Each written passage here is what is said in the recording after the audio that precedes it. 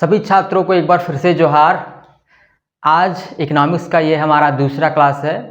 पहले क्लास में हम लोगों ने इकोनॉमिक्स के जो बेसिक कॉन्सेप्ट्स हैं उनमें से कुछ की चर्चा की है और आज इस पे हम लोग आगे चर्चा करेंगे। तो 1 मिनट में हम लोग पहले का पिछले क्लास का क्विक रिवीजन कर लेते हैं कि क्या क्या पढ़े हैं पिछले दिन हम लोगों ने अर्थशास्त्र, अर्थव्यवस्था, इनकी परिभाषा जानी, अर्थशास्त्र को पढ़ने की आवश्यकता क्यों है, पढ़े या ना पढ़ें आप सैद्धांतिक रूप में, लेकिन उसका प्रयोग जीवन में होता ही है, आपको देखने को मिलेंगे ही। आप ये भले नहीं जाने कि ये इस सिद्धांत के अनुसार हो रहा है, लेकिन एक्चुअल हो रहा है और वो चीज़ आप भी समझ रहे हैं। अब हम लोग आगे उसके बाद बात किए थे फैक्टर्स ऑफ प्रोडक्शन। हाँ, कुछ मित्रों का था कि कुछ इंग्लिश टर्मोलॉजी भी यूज़ किया जाए, तो प्रयास रहेगा कि कुछ इंग्लिश टर्मोलॉजी जो है वो इंग्लिश में भी आप लोगों को बताते चलूँ। तो फैक्टर्स ऑफ प्रोडक्शन, उत्पादक के कारक, जिस पे की बात हो चुका था हमारा कि उत्पादन के कितने कारक होते हैं। तो सबसे पहले होता है हमारा भूमि, दूसरा नंबर में आता है पूंजी, तीसरा में आता है श्रम और चौथा में उद्यमशीलता। ठीक है, ये तो हो गया आपका लैंड, कैपिटल, लेबर और ये एंटरप्रेन्योरशिप। तो ये सारी चीज़ें हैं। इसके अलावा एक कहीं कहीं पांचवा को भी जोड़ता है, जिसे कि हम लोग मैनेजमेंट बोल सकते हैं कि मैनेजमेंट को भी मानता है, लेकिन कहीं कहीं नहीं मानता। तो मेन रूप से यही चार को आप लेके चलिएगा कि फैक्टर्स ऑफ प्रोडक्शन, उत्पादन के कारक यही हैं। उसके बाद था हम लोग पढ़े थे सेंट्रल प्रॉब्लम ऑफ इकोनॉमी, अर्थव्यवस्था की केंद्रीय समस्याएं। तो तीन पे चर्चा हुआ था। तीन क्या क्या समस्या था, क्या, कैसे और किसके लिए।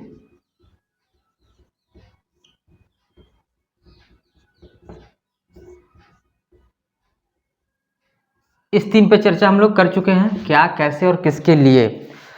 इसके बाद आज जो था कि अर्थव्यवस्था के प्रतिरूप या उसके क्लासिफिकेशन कौन कौन से हैं, किस प्रकार से हैं और उनकी क्या विशेषताएं हैं, कैसे वो डेवलप की। तो इन सब चीज़ों पे आज चर्चा करने वाले हैं। तो आप लोग आराम से धैर्य बना करके वीडियो देखिए और समझिए। तो पिछले क्लास के लास्ट में मैंने लिखा था अर्थव्यवस्था के प्रकार या वर्गीकरण, जो भी आप कह लीजिए। तो 3 पे चर्चा हुआ था।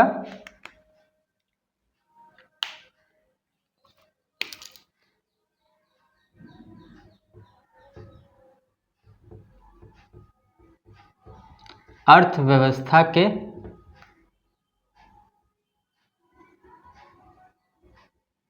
प्रकार या वर्गीकरण, जो भी आप कह लीजिए, 3 था। एक है पूंजीवादी, एक है समाजवादी और एक है मिश्रित।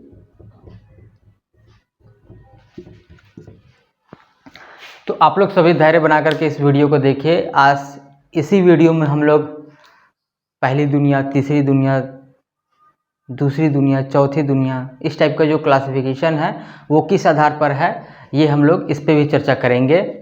तो आप लोग धैर्य से, शांतिपूर्वक, लगन से पढ़ाई करते रहिए, क्योंकि कुछ कमेंट्स देख करके लगता है कि लड़के खुद में ही इतने नेगेटिव हैं, उनको कैसे पॉजिटिव किया जाए पता नहीं। तो फिर भी हमारा प्रयास है कि आप लोगों को पॉजिटिव रखा जाए, क्योंकि इसके अलावा और नहीं कोई विकल्प नहीं है जो आपको सफलता के मार्ग में ले जाए। अन्यथा नेगेटिव रहिएगा, खुद से नेगेटिव रहिएगा कि अरे नहीं होगा नहीं होगा नहीं होगा, तो वो कभी नहीं होगा, आपसे होगा भी नहीं। तो जो पॉजिटिव होंगे वो एनर्जी के साथ पढ़िए।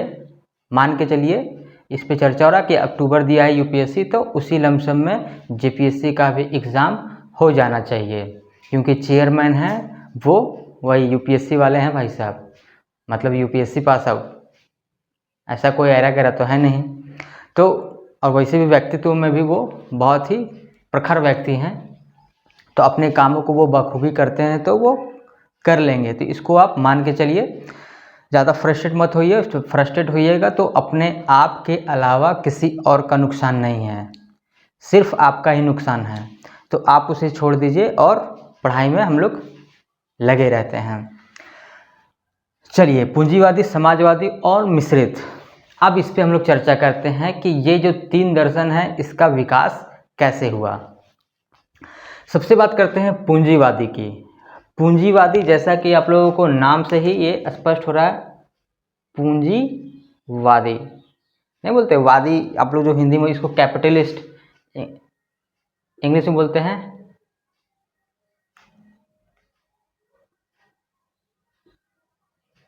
कैपिटलिस्ट। पूंजीवादी अर्थव्यवस्था, कैपिटलिस्ट इकोनॉमी। तो पूंजीवादी अर्थव्यवस्था, इसमें क्या होता है, नाम से जैसा स्पष्ट है, पूंजीवादी। वादी हम लोग हिंदी में जानते ही होंगे, कोई भी जो उस प्रकार का फॉलोअर है या जिसकी महत्ता उसमें है उसको वादी कहा जाता है। तो जैसे पूंजीवादी मतलब इसमें पूंजी की महत्ता ज़्यादा होगी, उसकी ही बोल सकते हैं बोलबाला होगा, जिसके पास पूंजी होगा उसी का बोलबाला होगा।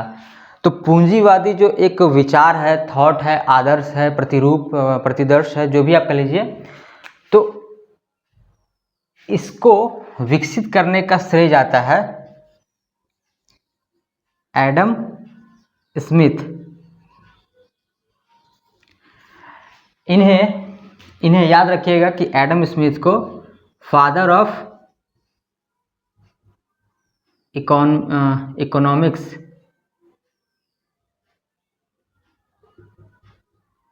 मतलब अर्थशास्त्र का जनक, अर्थशास्त्र का जनक, पिता, जो भी है एडम स्मिथ, इन्हीं को कहा जाता है। एग्ज़ाम में ये बहुत बार क्वेश्चन पूछा है, अर्थशास्त्र का जनक किसे कहा जाता है। तो एडम स्मिथ। इसके बाद हम लोग आगे बढ़ते हैं कि पूंजीवादी जो हमारा प्रतिरूप है, प्रतिदर्श है, इसके विकास में ये कैसे योगदान दिए। तो ये अमेरिका के यूनिवर्सिटी के प्रोफेसर थे। इन्होंने 1776 में एक बुक लिखी,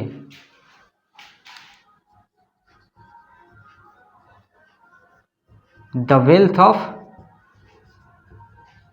nation. The wealth of nation, इस पुस्तक का भी नाम आप लोग याद रखिए, क्योंकि बहुत बार ये भी क्वेश्चन पूछा है। क्योंकि एडम स्मिथ चूँकि ये क्या है, अर्थशास्त्र के जनक, और इनके द्वारा ये रचित पुस्तक है, और इसी के माध्यम से एक ये आदर्श है जो स्थापित हुआ है। ये एक व्यवस्था है व्यवस्था है जिसके अंतर्गत ही कोई देश सुचारू रूप से अपना संचालन करता है, अपने आर्थिक गतिविधियों का। ये याद रखिएगा, आर्थिक गतिविधि का। तो चूंकि इकोनॉमिक्स पढ़ रहे हैं तो आपको ये बार बार बोलने की आवश्यकता ना पड़े कि आर्थिक गतिविधि संचालन कर रहा है, दैट मीन्स इकोनॉमिक्स में आर्थिक गतिविधि का संचालन कर रहा है। जब हम लोग राजनीति शास्त्र, पॉलिटिकल साइंस पढ़ेंगे तो उसमें संचालन का मतलब होगा राजनीतिक रूप से, ठीक है। तो यहाँ पे आइए, the wealth of nation, Adam Smith के द्वारा। इसमें इन्होंने क्या बताया कि एक व्यक्ति, अच्छा बताइए, एक प्रश्न आप लोगों से कि आपका सबसे बेहतर हितकारी कौन हो सकता है, कौन है। आपके पास 4 विकल्प होंगे। हितकारी मतलब समझ रहे हैं, आपका सबसे बेस्ट, आपके लिए सबसे बेस्ट सोचने वाला कौन हो सकता है। पहला विकल्प आपके माता पिता, दूसरा आपकी पत्नी, तीसरा आपके भाई मित्र, और चौथा इनमें से कोई नहीं। तो इसका राइट आंसर होगा इनमें से कोई नहीं। बेस्ट नहीं सोच सकते हैं, ये इनमें तुलना किया जा सकता है कि इनमें से बेहतर कौन सोच सकता है। लेकिन बेस्ट जब भी आएगा कि आपके लिए सबसे बेस्ट कौन सोच सकता है, तो उसका राइट आंसर होगा कि आप खुद। आपके अलावा दुनिया में दूसरा ऐसा कोई भी व्यक्ति नहीं है जो आपके लिए बेस्ट सोच सके। समझ में आ रहा है। तो यहाँ पर इन्होंने यही चीज़ बताई कि एक व्यक्ति अपने हित का सर्वोत्तम हितकारी होता है, मतलब अपने लिए बेस्ट वो खुद सोच सकता है, उसके अलावा कोई नहीं सोच सकता है। तो आप क्या करना है कि सभी को मुक्त छोड़ देना है। सरकार को आर्थिक क्रियाकलाप के मामले में सभी को मुक्त छोड़ देना है, जिसे कि एक सिद्धांत बोला जाता है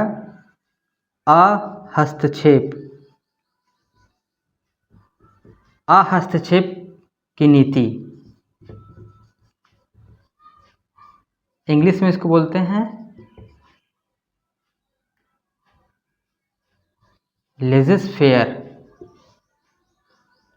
मतलब सरकार को आर्थिक गतिविधियों के मामले में हस्तक्षेप नहीं करना है। अहस्तक्षेप मतलब हस्तक्षेप नहीं करना है, उसे मुक्त छोड़ देना है आर्थिक क्षेत्र को। लोग वहाँ पे खुद ही डिसाइड करेंगे, जो सेंट्रल प्रॉब्लम ऑफ इकोनॉमी था कि क्या उत्पादन करें, कैसे करें, किसके लिए करें। इन तीनों सवाल के जवाब व्यक्ति को खुद ढूंढने दीजिए, और जो कीमत का निर्धारण होगा, क्योंकि बाज़ार में सबसे ज़्यादा जो समस्या है वो कीमत को ही लेकर के है। ये जो तीनों आदर्श है वो दो ही केंद्र बिंदु पे टिका हुआ है कि पहला आपका बाज़ार में कीमत, क्योंकि यदि जैसे इसी में देखिएगा मतभेद क्यों है, कहाँ कहाँ पे डिफरेंस है, और किस लिए फिर अगर ये सबसे बेहतर था तो ये इसका विकास क्यों हुआ, अगर ये बेहतर था या फिर ये दोनों में से कोई एक बेहतर था तो फिर मिश्रित का विकास क्यों हुआ। इस पे भी हम लोग चर्चा आराम से करने वाले हैं। इसके माध्यम से आप समझ सकते हैं कि इसमें क्या होगा। एक तो ठीक है, जैसे कि मान के चलिए एक प्राइवेट व्यक्ति है, मतलब एक बिजनेसमैन है और एक सरकारी व्यक्ति है।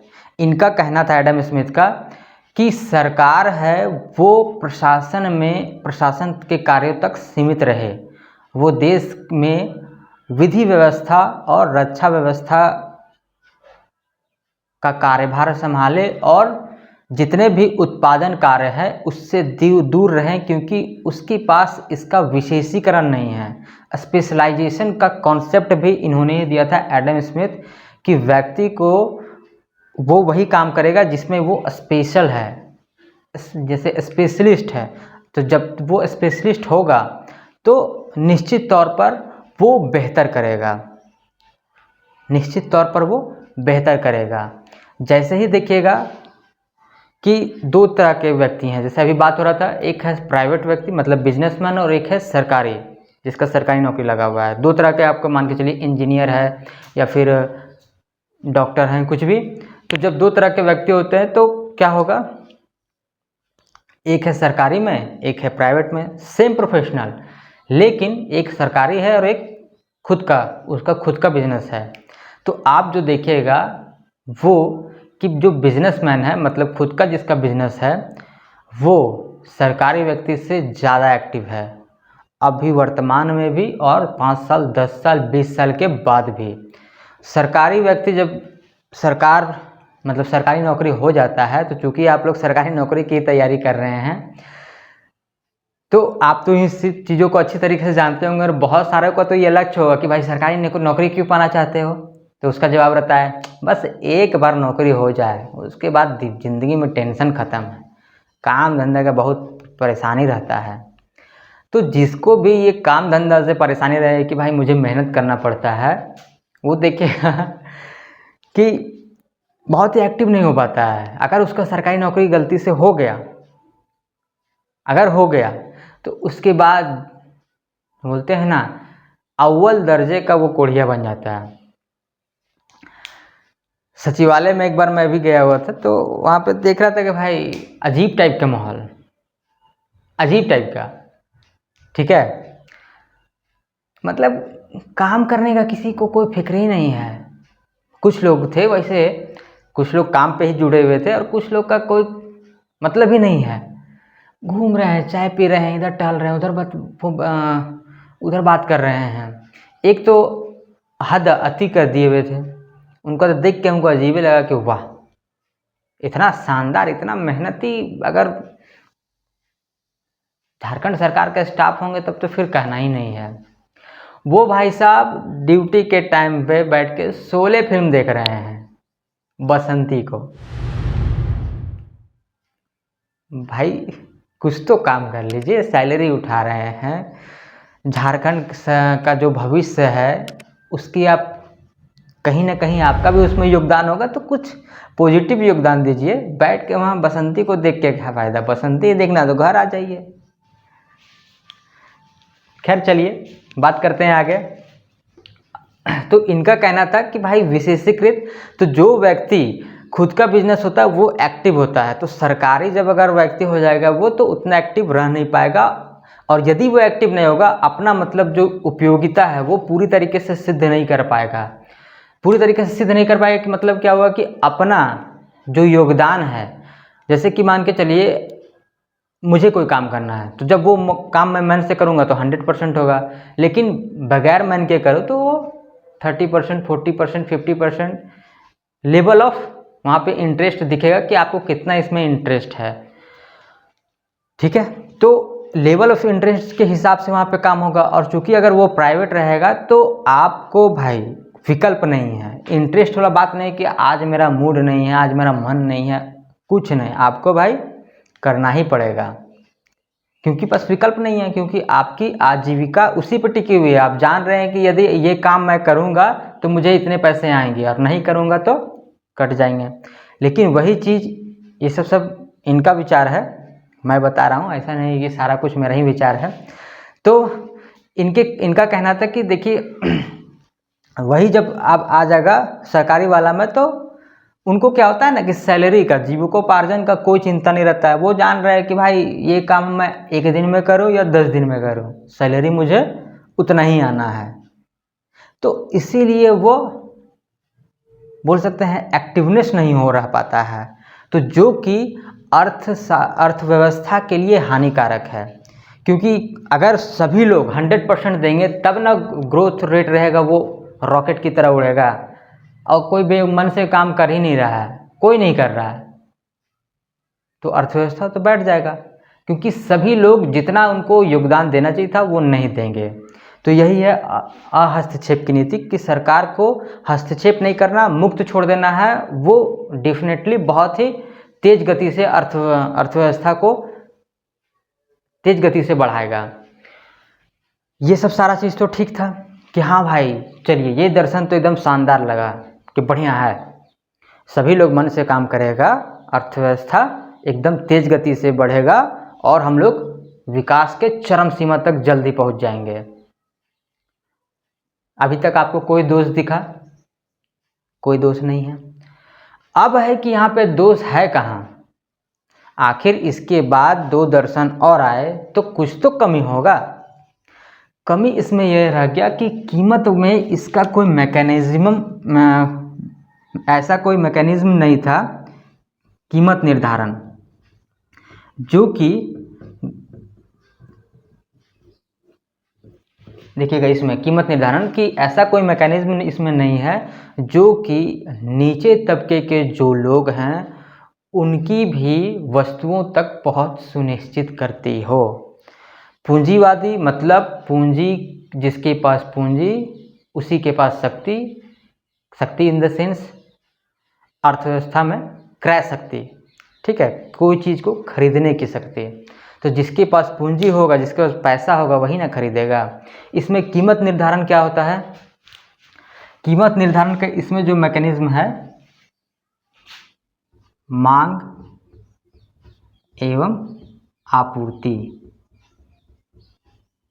बाजार में डिमांड कैसा है और उसकी सप्लाई कैसी है, इन दोनों के बीच कैसा रिलेशन है, डिमांड एंड सप्लाई।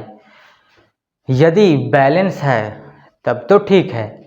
जैसे नहीं बोलते, कभी कभी होता है कि काला बाजारी, जैसे भारत में भी तो होता है कि कई बार आप लोग देखे हुए हैं कि आज से बहुत साल पहले, लगभग वही 10-12 साल हो गया होगा, उस समय में यहाँ एक बड़ी क्षेत्र है, उस समय देखिएगा तेल बहुत ज़्यादा कीमत बढ़ रहा था, ठीक है।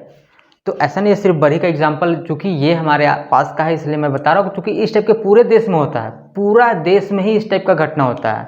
हमारे क्षेत्र में ये हुआ इसलिए मुझे ध्यान में है और मैं बता रहा हूँ कि उस समय क्या हो रहा था कि उस समय सरसों का तेल बहुत तेज़ी से भागा था दाम। उस समय शायद 110-120 चला गया था। तो 12 साल 14 साल पहले अगर इतना कीमत बढ़ जाए तो वो तो हो ही गया था, पूरा हल्ला हो गया था कि भाई सरसों तेल में आग लग गया, आग लग गया, ये वो। तो छापामारी करना स्टार्ट किया गया। तो छापामारी में यहीं पर जो एक सिर्फ होलसेलर था, मतलब दुकानदार टाइप का मान के चलिए, थोड़ा बड़ा दुकानदार, तो वो था, उसके पास कई ट्रक सरसों तेल उसका गोदाम में पड़ा मिला था कि इतना गोदाम में वो स्टोर करके रखा था। और उसी तरह के अन्य कई व्यापारी, तो वो लोग क्या करते हैं ना, जानबूझ करके बाज़ार में आपूर्ति को घटा देते हैं। अब मान के चलिए सभी के घर में तो तेल की आवश्यकता है, सरसों तेल। अब मान के चलिए कि बाज़ार में तेल मिल ही नहीं रहा है। चावल है, चावल का भी सब शॉर्टेज मार दिया, चावल मिल ही नहीं रहा है। आप दुकान गए, बोले चावल दे दो भाई, बोल कितना, बोल 10 किलो, बोल 10 किलो नहीं मिलेगा, 1 किलो मिलेगा। आप आश्चर्य, क्यों भाई, तो बोल चावल है ही नहीं। अब आपको टेंशन कि चावल है ही नहीं, कीमत कैसे है भाई, कीमत है जो चावल जनरली 30 40 50 रुपये मिलता है, वो बोल देगा 500 रुपये। तो आपको क्या होगा, आप बिना चावल खाए रहिएगा, रह भी लीजिएगा, कितने दिन रहिएगा, 1 दिन 2 दिन 4 दिन 5 दिन, फिर तो आपको खाना पड़ेगा। चावल आटा सबका वही चीज़। नमक, अगर नमक को पूरा एकदम पूरा अंडरग्राउंड कर दिया जाए तो नमक का अगर मांगेगा कि भाई एक पैकेट का हम लेंगे 10,000, तो कितने आदमी आप लोग ऐसे हैं कि जो नहीं देंगे? कोई भी एक ऐसा व्यक्ति नहीं होगा। 1 मिनट लाइट कट गया, तो देखते हैं।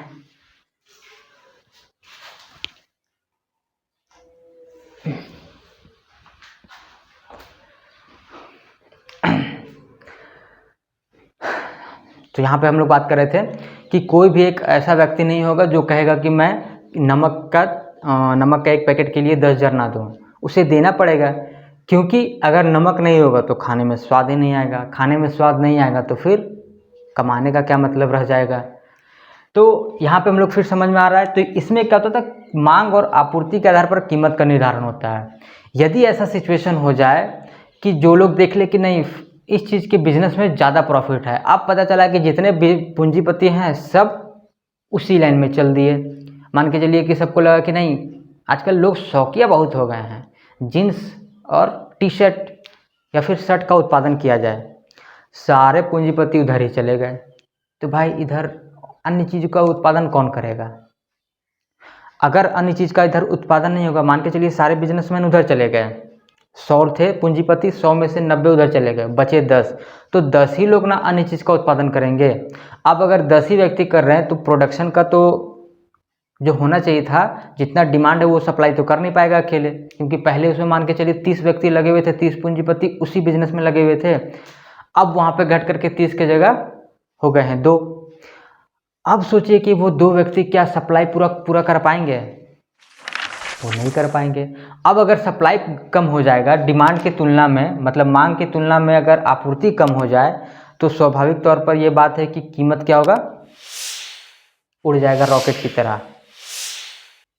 ठीक है, तो रॉकेट की तरह जब कीमत उड़ जाएगा तो हमारे पहुंच से वो बाहर चला जाएगा।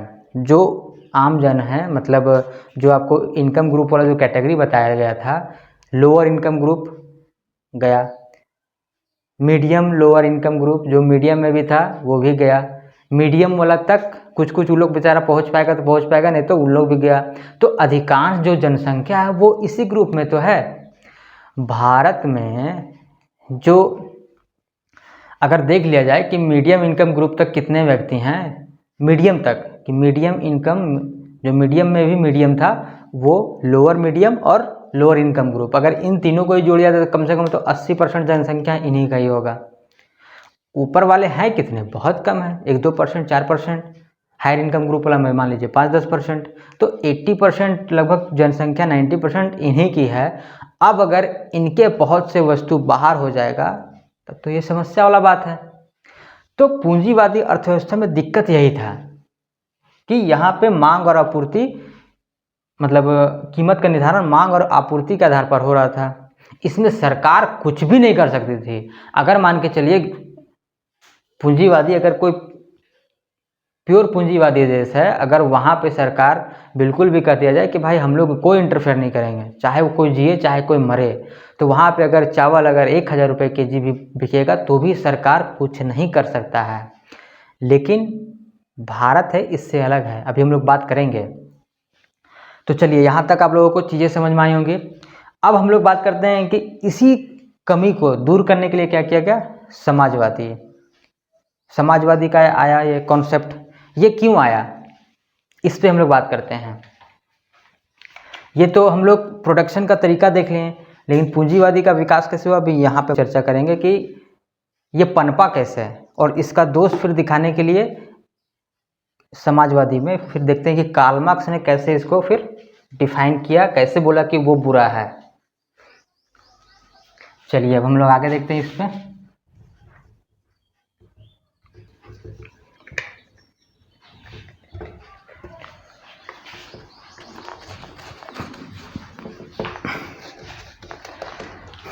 अब आइए समाजवादी। तो समाजवादी जो दर्शन है, इसके चिंतक जिन्होंने इसको दुनिया के सामने लाया, उनका नाम है कार्ल मार्क्स।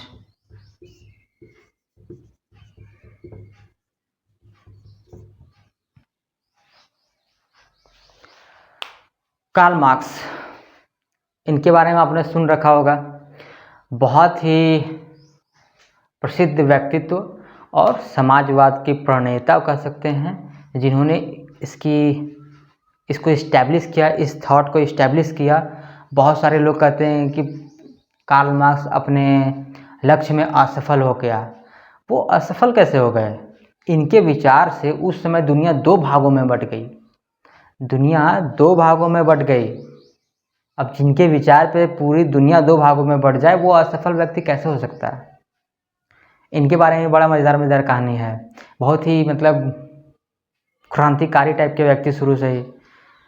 तो इनका जो घर था, इनका जो राज्य था, वो जर्मन के उस समय अंडर में था। लास्ट में जर्मनी से इनको भगा दिया गया।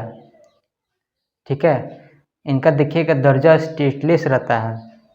ठीक है, हालांकि छुप के रहे हैं इधर आकर के फिर यूरोप के ही अन्य कंट्री में, लेकिन इनको वहाँ से भगा दिया गया। इनके एक मित्र हैं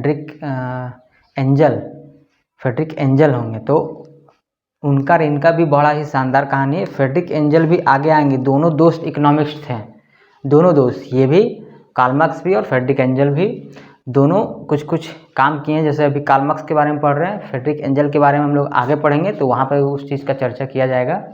तो अभी समाजवादी कैसे पनपा, इनका विचार था कार्ल मार्क्स का, ये हमेशा से ये कहें कि समाज दो भागों में है, दो वर्गों में बटा हुआ है, सिर्फ दो।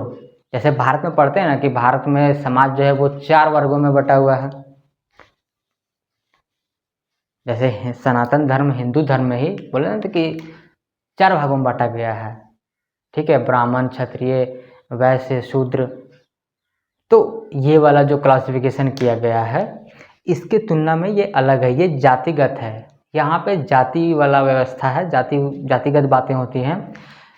इससे परे, जैसे कि हम लोग बात किए थे ना, किसके लिए उत्पादन करे, तो वर्ग, वो वाला वर्ग।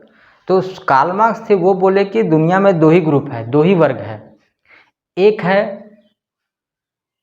पूंजीपतियों का, जिसे कि कहा जाता है बुर्जुआ वर्ग, और दूसरा है मजदूरों का, जिसे कि कहा जाता है सर्वहारा वर्ग। बुर्जुआ मतलब अमीरों का, पूंजीपतियों का वर्ग। तो ये बोले दुनिया में अभी मतलब 2 ही प्रकार हैं, 2 ही वर्ग हैं। तो ये बोले पूंजीपति का मतलब पूंजीवादी का दोष क्या है?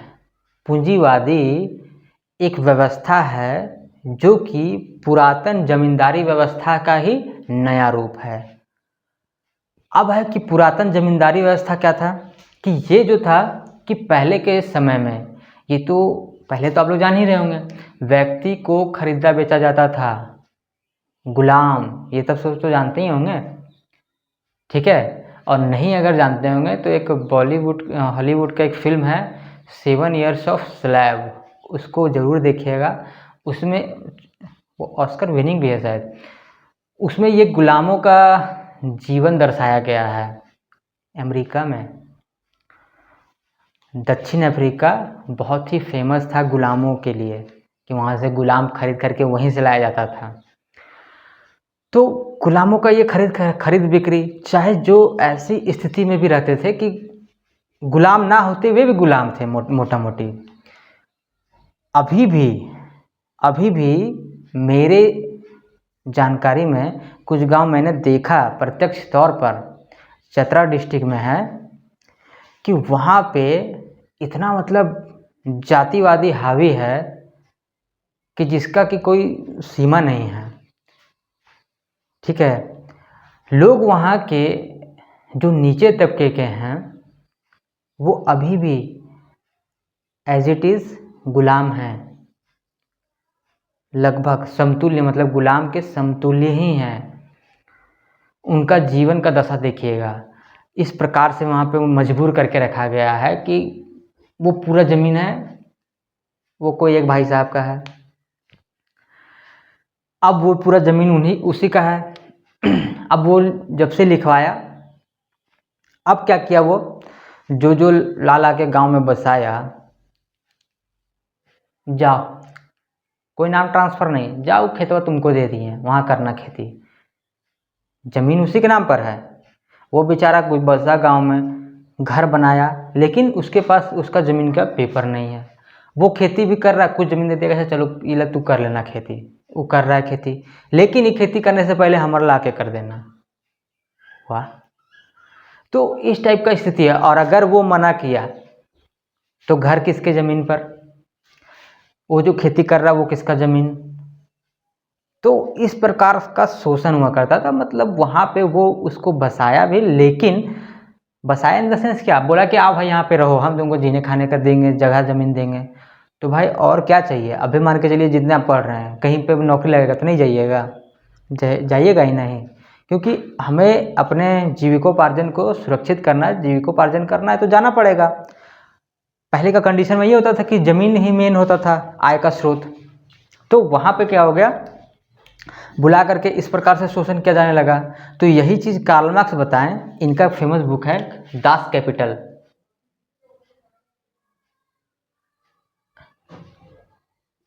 दास कैपिटल, तो दास कैपिटल जो इनका बुक है, इसमें इन्होंने चर्चा किया ये कि ये जो पूंजीवादी है वो कैसे विकास किया।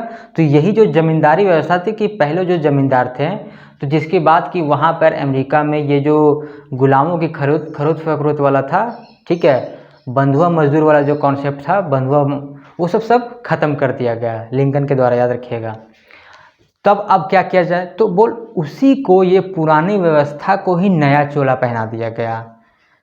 अब बताइए कि पूंजीवादी में कि सरकार तो कोई उद्योग लगा नहीं रही है, उद्योग लगाएगा कौन, पूंजीपति।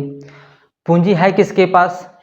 अब बताइए, वो कंडीशन याद करिए अभी जिस पे चर्चा हो रहा था कि दो हैं, एक जमींदार है, एक गुलाम है, चाहे गुलाम जैसा ही ट्रीट, मतलब मजदूर है। कौन लगा सकता है उद्योग, उद्योग तो लगाएगा पूंजीपति। अब अगर उद्योग लगाएगा पूंजीपति, तो पूंजीपति जब उद्योग लगाएगा, कल से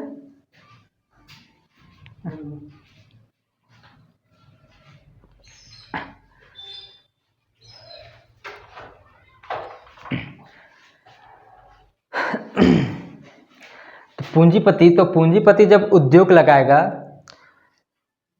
तो यहाँ पे काम ही होता है पूंजीवादी में कि मैक्सिमम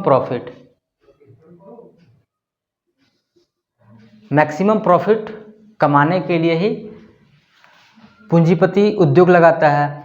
तो जब उसको प्रॉफिट मैक्सिमम करना है तो वो क्या करेगा, मजदूर को क्या करेगा, पैसा देगा भरपूर, या फिर सिर्फ किसी तरीके से जीने, मतलब जीवन उसका चलता रहे, जिए, वो मर नहीं जाए, इतना ही पैसा देगा।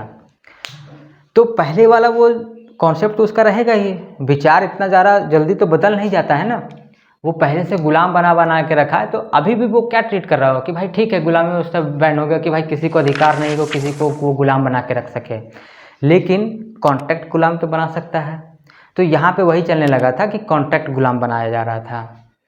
इसी चीज़ पे जिस कार्ल मार्क्स बोले थे कि अब क्या हो रहा है कि ये जो मजदूर हैं उनको दिन दिन में 16-16 घंटे तक, ऐसा भी मिला है कि 16 घंटे एक मजदूर को 16 घंटे काम करना पड़ता था, और उसके बदले उसे उस समय में इतना ही पैसा मिलता था कि जिससे वो सिर्फ चावल दाल ही खा सके, इसके अलावा कुछ नहीं। तो एक व्यक्ति लगातार 16-16 घंटे काम करेगा तो वो कैसे जिएगा, उसका शारीरिक अवस्थिति सोचिए क्या हो जाएगा। अब आप सोचिए कि भाई अगर इतना शोषण कर रहा तो क्यों जा रहा था उसके पास, नहीं जाता उसके पास काम करने, भाई उसके पास विकल्प ही नहीं था। आप मान के चलिए आप है मजदूर, है मैं मजदूर, हम लोग मजदूर हैं, ठीक है। अब है कि भाई चावल खाना तो चावल या रोटी ही है, तो उसके लिए क्या करना होगा, या तो चावल लेना होगा या तो गेहूँ आटा कुछ तो लेना होगा। लेने के लिए क्या चाहिए, पैसा चाहिए। पैसा आएगा कहाँ से, ज़मीन आपका है नहीं, नौकरी आप कर नहीं रहे हैं, तो क्या करिएगा, ज़मीन तो खरीद पाइएगा नहीं, क्योंकि खाने के लिए जब पैसा नहीं तो ज़मीन कहाँ से खरीद लेंगे। तो एक ही विकल्प बचता है कि आप नौकरी करें। नौकरी देगा कौन, सरकार तो भैया बोल दिया है सरेंडर कि हम कोई आर्थिक गतिविधि नहीं करेंगे। तो आप फैक्ट्री में, किसके फैक्ट्री में जाइएगा, पूंजीपति। चूँकि ज़मींदार, अब ये तो आप अच्छी तरीके से हम जानते ही होंगे कि एक जो एरिया होता है उसमें अगर 20,000 परिवार है तो उसमें ज़मींदार 2 ही है। अब फैक्ट्री वही लगा रहा है, तो भाई 20,000 परिवार है, वो मान के चलिए 20,000 में कम से कम 18,000 तो बहुत दयनीय स्थिति में होंगे, वो डायरेक्टली रूप से उन्हीं पे डिपेंडेंट है। वो जाएगा कहाँ, पहले उसी के ज़मीन पे काम करता था तो खाने मिल जाता था, अब है चूँकि ये बैन कर दिया गया है तो भाई अब क्या करेगा, अब उसके फैक्ट्री में काम करेगा, और कोई विकल्प है नहीं, रास्ता है नहीं। आपके पास विकल्प रहेगा तब ना कहिए कि नहीं यहाँ नहीं जाएंगे, ये बहुत शोषण करता है, इसके पास जाएंगे। जब विकल्प ही नहीं है, कुल मिला के 2 ही है और दोनों अपना शॉर्टकट कर लिया है, क्या करिएगा, आपको जाना पड़ेगा। तो लोग जाते थे 16-16 घंटे काम करते थे और इस तरीके से बुरे कंडीशन में करते थे, बल्कि जीने खाने भर, और इसके बाद जो प्रॉफिट बचा वो सारा प्रॉफिट पूंजीपति रख लिया। तो कार्ल मार्क्स यही बोले कि सर्वहारा मतलब आम जो लोग हैं उनकी संख्या है बहुत ज़्यादा, ठीक है, उनकी संख्या है इतना इतना इतना इतना, एक लगा लीजिए आगे, मान के चलिए इतना, ठीक है, कि 10 लाख 1 करोड़ है, और जो पूंजीपति है इनकी संख्या है 10। अभी कहीं पे मान के चलिए 10 लाख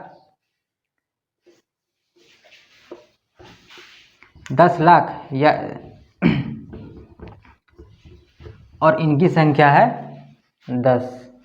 अब अगर ये लगातार शोषण करते रहेंगे, लगातार इसका शोषण करते रहेंगे, ये जो 10 व्यक्ति है 10 लाख का, तो वो बोले कि शोषण करते करते इतना, जब वो शोषण करेगा 16-16 घंटे काम करेगा और उसको जीने के लिए पर्याप्त सुविधा नहीं मिलेगा, तो एक समय में ऐसा आएगा कि ये जो गुस्सा रहेगा, क्योंकि गुस्सा तो लगेगा ही, अपने आप से तो लगेगा ही ना कि भाई इतना मेहनत कर रहे हैं और हमें बस किसी प्रकार से जी रहे हैं, अपना परिवार पाल रहे हैं, और वो भाई साहब पूरा सारा मलाई वो खा जा रहा है, तो गुस्सा तो पनपेगा ही कि मेहनत हमारा, सब कुछ हमारा, वो पूंजी वो लगाया और सारा उठा के ले जा रहा है।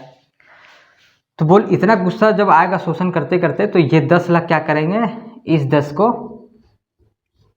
मार देंगे, और उसके बाद एक नई व्यवस्था का कायम होगी। मतलब जितने उद्योग लगे हुए हैं देश में, जितने सारे उद्योग हैं, उन सभी पे यही सर्वहारा जो वर्ग है मजदूरों का, इसका कब्जा हो जाएगा और इनका अलग शासन व्यवस्था स्टार्ट हो जाएगा। चूँकि सारे मजदूर थे तो इनमें से कोई पूंजीपति नहीं होगा, सारे मजदूर ही होंगे, तो अब यहाँ पे समाजवाद चलेगा। मतलब अब देश में उत्पादन होगा और जो भी उत्पादन होगा उसको सभी देशों में, मतलब सभी लोगों में बराबर बराबर बांटा जाएगा उसके जीने के लिए। जैसे मान के चलिए जीन्स है, कपड़ा लता, और भी मान के चलिए चावल गेहूँ, जो भी उत्पादन हो रहा है देश में, वो सभी लोगों में बराबर बराबर बांटा जाएगा। ये समाजवाद का कॉन्सेप्ट था। इसमें दोष कुछ तो होगा, जैसे ये समझ में आया समाजवाद में कि सारा क्या हो जाएगा, उत्पादन कार्य कौन कर रहा है। अभी सिर्फ एक दर्शन हो रहा है, इस पे बाद छोटा छोटा पॉइंट भी लिखा जाएगा।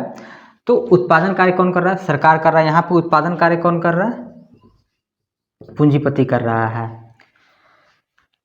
तो ये तो स्वाभाविक है, क्योंकि उनका भी बात सही था, एडम स्मिथ का भी बात सही था कि भाई जब सरकारी में आएगा तो उसका क्या हो जाएगा, प्रोडक्टिविटी घट जाता है। ठीक है, तो यहाँ पे क्या होगा, विकास। ठीक है, सभी लोगों के पास वस्तुओं का मतलब आम जीवन के लिए जो वस्तु चाहिए, बोल सकते हैं जीवन स्तर तक सभी का पहुँच हो जाता है, लेकिन विकास का दर उससे थोड़ा कम हो जाता है। आप लोग बोलिए चाइना कैसे कर गया, तो चाइना का अलग है, समाजवाद से अलग एक थोड़ा सा उससे डिफरेंस है, साम्यवादी अर्थव्यवस्था भी इसको बोलते हैं। तो उस पर हम लोग चर्चा करेंगे, मतलब अभी तो यहाँ पे जरूरत है नहीं, ये 3 दर्शन पे, उस पर कभी चर्चा किया जाएगा। साम्यवादी क्या है, तो उस पर अभी थोड़ा सा बता दे रहे हैं कि साम्यवादी क्या है। समाजवाद में एक कॉन्सेप्ट है कि सभी पे बराबर बांटा जाएगा, साम्यवादी में इससे थोड़ा सा अलग है। उसमें ये चीज़ है कि लोग के क्षमता और उसकी आवश्यकता, क्षमता और आवश्यकता के हिसाब से वस्तुओं का वितरण होगा। ठीक है, ऐसा नहीं है कि आप में क्षमता है ही नहीं, जैसे आपको कार मिलेगा लेकिन क्या आप उस क्षमता के लायक हो, मतलब आपके पास वैसी क्षमता हो, आप उसके काबिल हो तो मिलेगा। जैसे आप कुछ सीखे नहीं, ठीक है, जाके भाई काम कर रहे हैं कोई भी, जो कि आमतौर पे मतलब बहुत ही स्पेशलाइजेशन उसको नहीं कहा जा सकता, कि वो काम स्पेशलाइजेशन नहीं है, कॉमन है। ठीक है, जैसे एग्जांपल के तौर पे अगर आप ले तो मान लीजिए मजदूरी का कर रहे हैं कि जा कर के भाई मिट्टी काटना है, तो वो काम अगर आप कर रहे हैं तो आप बोलिए कि आपको भाई सरकार की फरारी मिल जाए, संभव नहीं है। कोई भी कार मिल जाए, नहीं संभव है।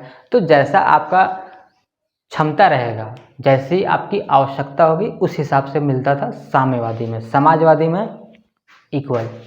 तो ये दोनों में इसमें डिफरेंस हो गया। अब हो गया कि भाई यहाँ पे भी कुछ तो प्रॉब्लम हुआ होगा, तब ना मिश्रित अर्थव्यवस्था आया। मिश्रित अर्थव्यवस्था आने के पीछे क्या था, एक बैकग्राउंड आता है 1929। आप लोग जानते होंगे विश्व में 1929 में महामंदी आया था,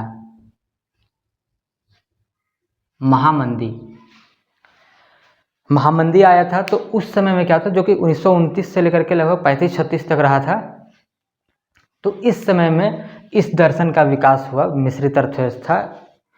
इसमें क्या हुआ कि ये दोनों दर्शन देख लिया आप, ठीक है। अब था यहाँ पे देखिएगा कि महामंदी जब आ गया तो दिक्कत क्या होने लगा। पूंजीवादी में चूंकि ग्रोथ रेट अधिक होता है, लेकिन पूंजीपति जब पूंजी लगाता है तो उसका एकमात्र उद्देश्य होता है कि मुझे लाभ कमाना है, वो भी मैक्सिमम, अधिक से अधिक।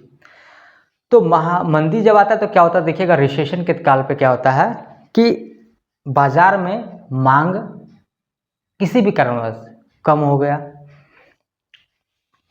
तो जैसे ही मांग कम होता है, जो पूंजीपति होते हैं वो अपना उत्पादन का स्तर कम कर देते हैं। अब अगर उत्पादन कम कर देंगे तो क्या होगा, लोगों का इतना जो अधिक उत्पादन करना था, इसमें जितने लोग थे वो क्या हो गए, बेरोजगार। इतना उत्पादन करने में जो कच्चा माल जो सप्लाई कर रहे थे वो हो गए बेरोजगार।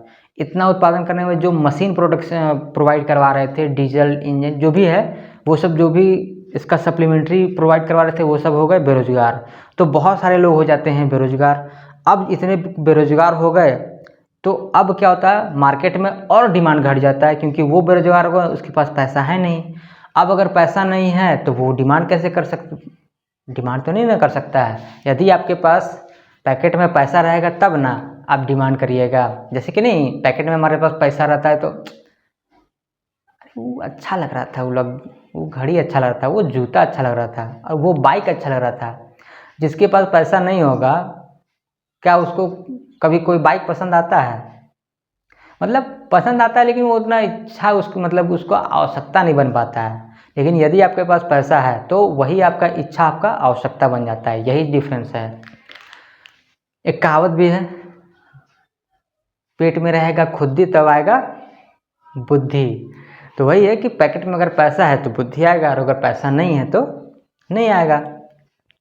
तो वही है कि जब इतना सारा लोगों को पूंजीपति नौकरी से निकाल दिया, जैसे कि अभी भी आप देख रहे होंगे कि एक डेटा आया हुआ था कि जब से ये लॉकडाउन वाला फिर से स्टार्ट हुआ है कहानी, लगभग 1-1.5 महीना में लगभग 75 लाख व्यक्ति जो कि प्राइवेट क्षेत्र में एज ए मतलब प्रोफेशनल कार्यरत थे, सैलरीड पर्सन, उनको नौकरी से निकाल दिया गया।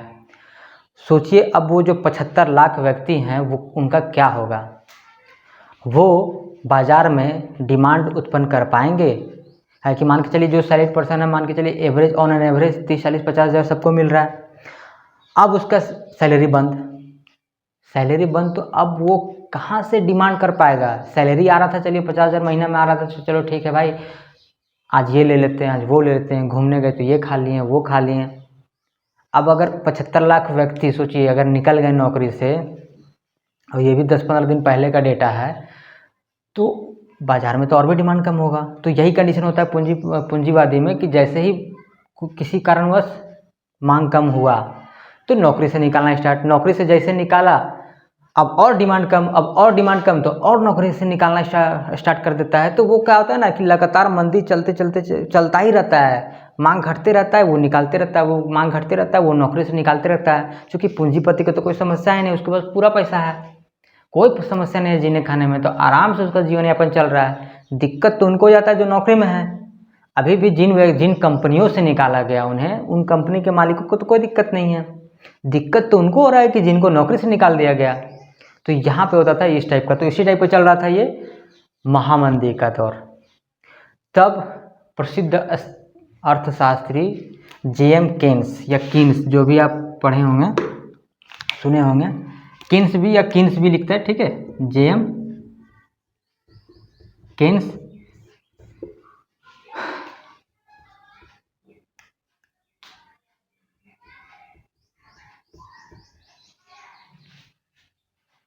तो जेम केन्स हैं, इन्होंने एक किताब लिखी थी, किताब का नाम था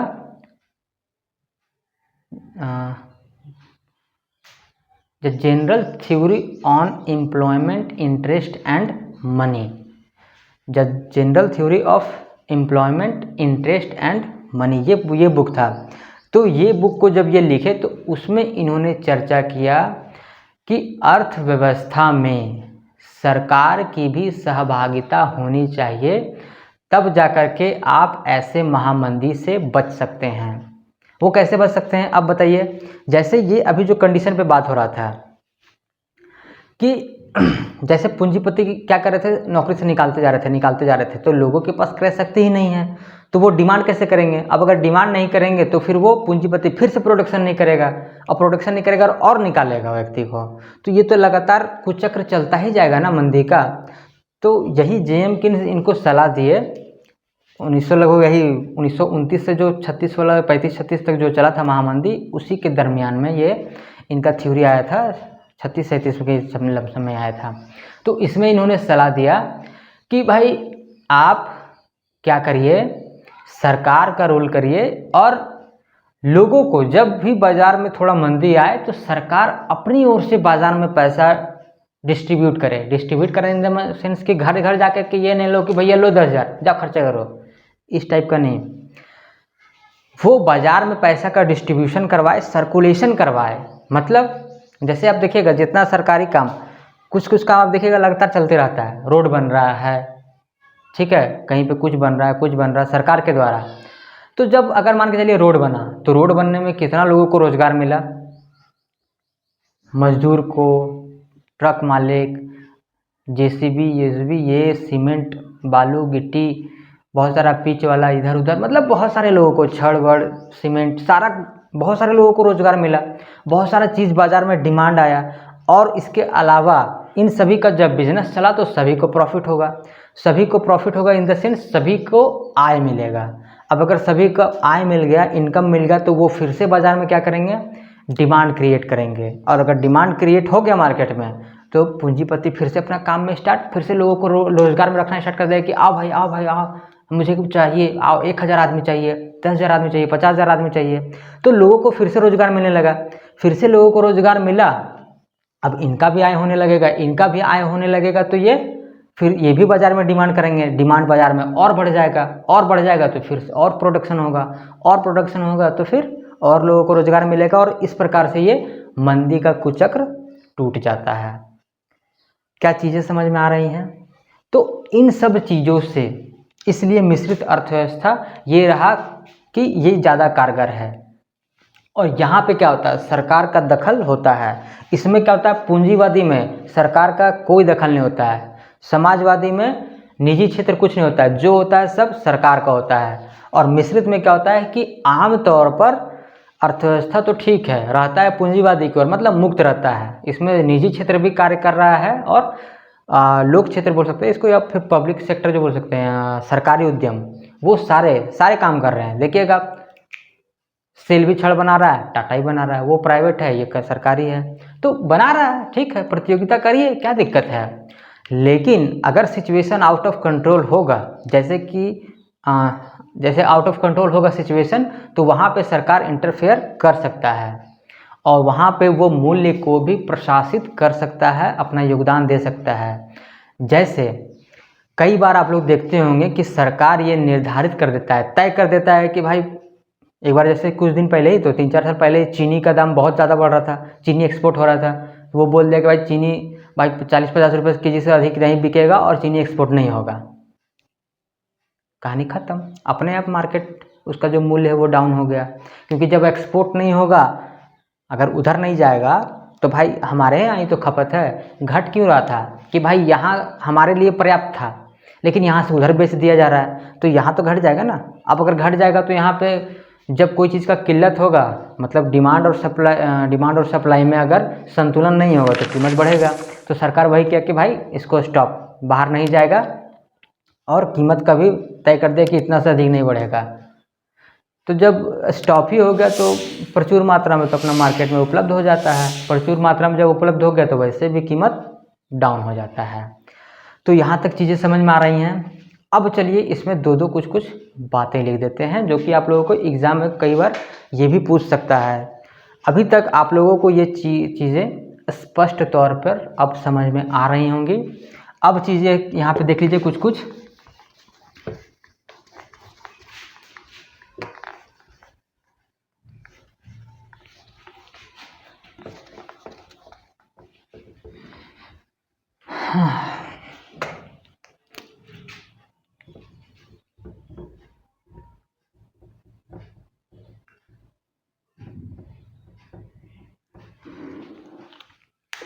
पूंजीवादी में देखिए, पूंजीवादी में क्या होता है,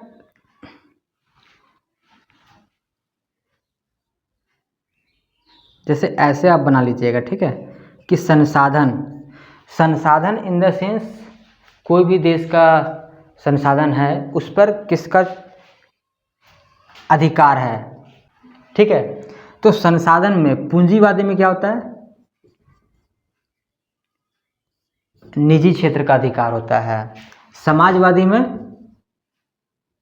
सरकार का अधिकार होता है, और मिश्रित में निजी प्लस सरकार, दोनों का अधिकार होता है। निजी क्षेत्र का भी अधिकार होता है, निजी मतलब प्राइवेट भी होता है और सरकारी भी होता है, दोनों का सह अस्तित्व। इसके बाद है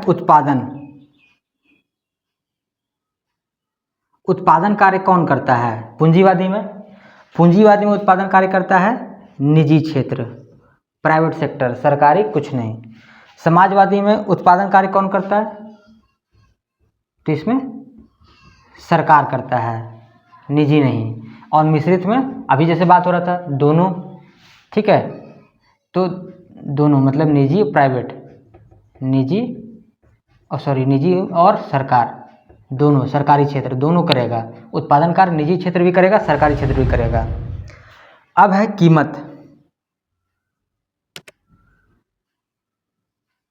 कीमत का निर्धारण कैसे होता है। तो पूंजीवादी में कीमत का निर्धारण होता है, अभी जैसे चर्चा हुआ था, मांग और आपूर्ति, इसके संतुलन पर, कि मांग और आपूर्ति द्वारा कीमत का निर्धारण तय होता है। समाजवादी में क्या होता है? समाजवादी में मूल्य होता है प्रशासित, मतलब सरकार के द्वारा मूल्य का निर्धारण किया जाता है। और पूंजीवादी में देख लिए मांग और आपूर्ति के द्वारा तय किया जाता है कीमत। यहाँ पे मिश्रित अवस्था में क्या होता है कि हमारे देश में क्या होता है, हमारे देश में क्या होता है मिश्रित अर्थव्यवस्था में कि आमतौर पर तो कीमत होता है वो मांग और आपूर्ति पर, आमतौर पर कीमत मांग और आपूर्ति द्वारा, मांग और आपूर्ति द्वारा दिख रहा है आप लोगों को निर्धारित। लेकिन यहाँ पे इसके आगे इधर लिख देते, नहीं दिख रहा होगा उधर तक। लेकिन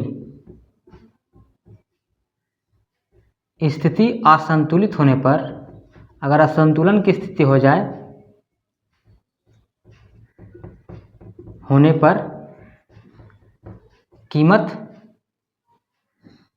को प्रशासित भी किया जाता है। आमतौर पर कीमत पे कोई इंटरफेयर नहीं करता है सरकार, लेकिन अगर स्थिति संतुलन से बाहर जा रहा है तो सरकार इंटरफेयर कर सकता है। तो यहाँ तक आप लोगों को मुख्य मुख्य चीज़ें हो गया, संसाधन निजी, सरकार का ये निजी, उत्पादन, कीमत, बस इतना ही मुख्य मुख्य बातें था। पूंजीवादी में याद रखना है लेजिस फेयर, एक अहस्तक्षेप की नीति का जो भी चर्चा किया मैंने, तो उसको जरूर याद रखिएगा कि कई बार पूछता है कि अहस्तक्षेप की नीति किस प्रकार की अर्थव्यवस्था से संबंधित है, पूंजीवादी, समाजवादी या मिश्रित। ठीक है, ये तीनों क्लियर है। अब इसके बाद कल बात करते हैं अब क्षेत्र पे, मतलब अगले क्लास में, कि अर्थव्यवस्था के कितने प्रकार के क्षेत्र हैं। आज काफ़ी लंबा हो गया है तो, लेकिन ये है कि आप यदि आप इससे आराम से सुने होंगे तो अब आपके मन में किसी प्रकार का कोई शंका नहीं होगा इस प्रकार के अर्थव्यवस्था के जो 3 प्रकार हैं इसको लेकर के। वो देश वाला ही बताना था ना, पहली दुनिया के देश, दूसरी दुनिया के देश, तीसरी दुनिया के देश, इसको चलिए इसको भी अगले ही क्लास में करते हैं। आज काफ़ी लेट हो गया है, फिर मिलते हैं हम लोग अगले क्लास में। धन्यवाद।